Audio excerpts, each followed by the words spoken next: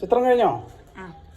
ഓട്ടെ മാഷാല്ലാ. അപ്പോൾ അവരവിടുന്ന് കളിച്ചുകൊണ്ടിരുന്ന പിക്ചറാണ് ഇപ്പം ഇവിടെ നിമിഷ നേരം കൊണ്ട് ഈ കുട്ടി വരച്ചിരിക്കുന്നത്. എൻ്റെ മോള് കൂടിയാണ്. എങ്ങനെയാണ് ഈ ചിത്രം വരച്ചത്? എങ്ങനെയാണ് ഇതിൻ്റെ ഒരു എങ്ങനെയാണ് ഇത് വരക്കുക? അത്ര സ്പീഡിൽ വരച്ചു കഴിഞ്ഞാൽ എങ്ങനെ? എന്താ എൻ്റെ ഒരു ഐഡിയ? ഇത് നമ്മുടെ മനസ്സിന്റെ ഉള്ളില് ഇമേജ് ചെയ്ത് വെച്ചാല് നമുക്ക് വരയ്ക്കാം. അപ്പൊ അവരവിടെ കളിക്കുന്ന നീ എന്റെ മനസ്സിൽ ഇമേജ് ചെയ്ത് വെച്ച് എന്നിട്ട് അത് പിക്ചറൈസ് ചെയ്താ അപ്പൊ ഇതാണ് ഏത് സ്കൂളാണ് പഠിക്കുന്നത് പറഞ്ഞോടത്തെ?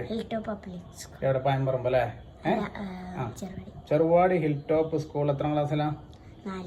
നാലിലുള്ള പേര് ഫാത്തിമാനൂറ വരച്ച 2 കുട്ടികൾ അവിടെ കളിച്ചോണ്ടിരുന്ന ഫോട്ടോ അത് അവള് ഇവിടെ പിക്ചറൈസ് ആക്കിയതാണ്. അവളെ തന്നെ നോക്കി നോട്ടെ അനക്കല്ലേ എല്ലാവർക്കും കാണട്ടെ.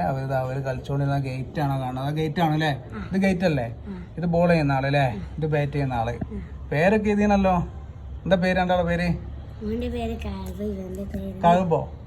അവന്റെ പേര് നിന്റെ ബ്രദർ അല്ലേ? അപ്പൊ കണ്ടോ, ഇത് കുട്ടികൾക്ക് ഒരു പ്രോത്സാഹനമാണ് ഇതൊക്കെ. വൈകുന്നേരം വെറുതെ അങ്ങനെ ഇരിക്കുന്ന സമയത്ത് ഇങ്ങനത്തെ ഒരു കളികളും ആക്ടിവിറ്റി അവരെ കഴിവുകൾ അവർ പുറത്തെടുക്കട്ടെ. നല്ലതാണ് നമ്മൾ പ്രോത്സാഹിപ്പിക്കുക. അത്ര തന്നെ അല്ലേ? അതല്ലേ? എന്താ മറ്റു കുട്ടിയോട് പറയാല്ലേ? എന്താ പറയാല്ലേ? വെറുതെ ഇരിക്കാൻ പറ്റുമോ? ഈ വൈകുന്നേരങ്ങളിലൊക്കെ വെറുതെ ഇരിക്കുന്ന കുട്ടി മൊബൈൽ കണ്ടിങ്ങനെ ഉത്തർക്കാൻ പറ്റുമോ? ടാബിലും മൊബൈലും അതിനോട് എന്താ എൻ്റെ അഭിപ്രായം?